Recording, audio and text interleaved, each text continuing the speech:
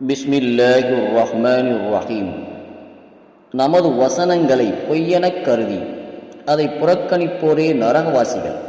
அவர்கள் அதில் நிரந்தரமாக இருப்பார்கள். அல்லாஹ்வின் மீது பொய்யை இட்டு கட்டியவனை விட அல்லது அவனது வசனங்களை பொய்யெனக் கருதியவனை விட மிக பெரிய அநீதி இழைத்தவன் யார்? விதிக்கப்பட்ட அவர்களின் பங்கு அவர்களுக்கு கிடைக்கும்.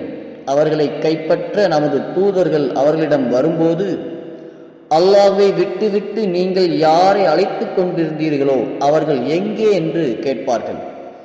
எங்களை விட்டும் அவர்கள் மறைந்துவிட்டனர் என அவர்கள் கூறுவார்கள். நாங்கள் ஏக இறைவனை மறுப்போராக இருந்தோம் என தமக்கு எதிராக சாட்சி கூறுவார்கள். உங்களுக்கு முன் சென்றுவிட்ட சமுதாயங்களான ஜின்களுடனும் மனிதர்களுடனும் நீங்களும் நரகத்தில் நுழையுங்கள் என்று அவன் கூறுவான். ஒவ்வொரு சமுதாயமும் அதில் நுழையும் போது தம் சகோதர சமுதாயத்தை சபிப்பார்கள். முடிவில் அவர்கள் அனைவரும் நரகத்தை அடைந்தவுடன், எங்கள் இறைவா, இவர்களே எங்களை வழிகெடுத்தனர், எனவே இவர்களுக்கு நரகம் எனும் வேதனையை 2 மடங்கு அளிப்பாயாக என்று அவர்களில் பிந்தியோர் முந்தியோரை பற்றி கூறுவார்கள். ஒவ்வொருவருக்கும் 2 மடங்கு உள்ளது, எனினும் நீங்கள் அறிய மாட்டீர்கள் என்று அவன் கூறுவான். எங்களை விட உங்களுக்கு எந்த சிறப்பும் கிடையாது, எனவே நீங்கள் செய்து கொண்டிருந்ததன் காரணமாக வேதனையை சுவையுங்கள் என்று முந்தியோர் பிந்தியோரிடம் கூறுவார்கள். நமது வசனங்களை பொய்யெனக் கருதி அதை புறக்கணிப்போருக்கு வானத்தின் வாசல்கள் திறக்கப்பட மாட்டாது. ஊசி துவாரத்தில் ஒட்டகம் நுழையும் வரை அவர்கள் சொர்க்கத்தில் நுழைய மாட்டார்கள். இவ்வாறே குற்றவாளிகளை தண்டிப்போம்.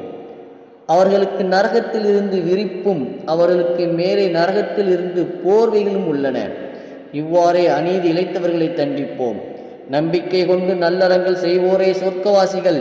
அவர்கள் அதில் நிரந்தரமாக இருப்பார்கள். எவரையும் அவர்களின் சக்திக்கு மீறி நாம் சிரமப்படுத்துவதில்லை. அவர்களின் உள்ளங்களில் இருந்த குரோதத்தை எடுத்து விடுவோம். அவர்களுக்கு கீழ்ப்பகுதியில் ஆறுகள் ஓடும். நமக்கு இத்தகைய வழிகாட்டிய அல்லாஹ்வுக்கே புகழனைத்தும்.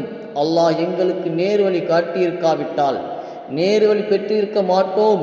நமது இறைவனின் தூதர்கள் உண்மையை கொண்டு வந்தனர் என அவர்கள் கூறுவார்கள். உங்கள் செயல்களின் காரணமாக உங்களுக்கு உரிமையாக்கப்பட்டுள்ள சொர்க்கம் இதுவே என்று அவர்களுக்கு கூறப்படும். எங்கள் இறைவன் எங்களுக்கு வாக்களித்ததை உறுதியாக பெற்றுக்கொண்டோம். உங்கள் இறைவன் உங்களுக்கு வாக்களித்ததை உறுதியாக பெற்றுக்கொண்டீர்களா என்று சொர்க்கவாசிகள் நரகவாசிகளிடம் கேட்பார்கள். அவர்கள் ஆம் என்பர். அநீதி இழைத்தோர் மீது அல்லாஹ்வின் சாபம் உள்ளது. அவர்களுக்கிடையே அறிவிப்பாளர்